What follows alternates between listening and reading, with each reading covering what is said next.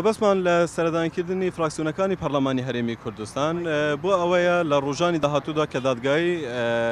کەسوکارەکانمان دەکرێت لە دادگای تاوانی دوی هەولێر بە تومەتی خیانەتی ئەمنی قەومی هەموو ڕێکخراوەکانی مافی مرۆڤ و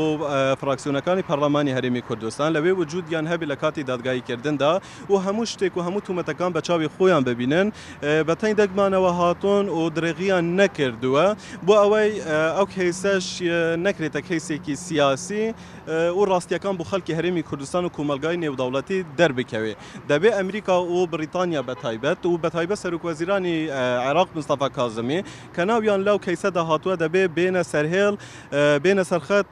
و جوابێکیان هەبێت چونکە وا بزانم نە ئەمریکا نە بریتانیا نە سەرۆکوەزیرانی عێراق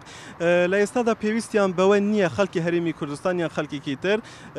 عامیلبوونیان بۆ بکەن چونکە بەخۆیان کۆنسڵخانە و هەموو شتێکیان لێرە مەوجودە تەنیا ترسمان لەوە هەیە کەیسەکە بگرێتە کەیسێکی سیاسی و وەکو هەڤاڵانی تر چالاکوان و ڕۆژنامەوانانی تر ئەوانەی بادینان کە حکمێکی نادادپەروەرانە بدرێن هەر لەبەر ئەوەشە لێرەوە لە ینی داوا لە داواکاری گشتی هەرێمی کوردستان دەکەین تکایە بەجددی ئەم کەیسەش باوەکو کەیسەکەی تر کەیسی چالاکوانانی تر نەکرێتە کەیسێکی سیاسی و بەلا ڕێدا ببرێ بۆ کپکردنی دەنگی ئازاد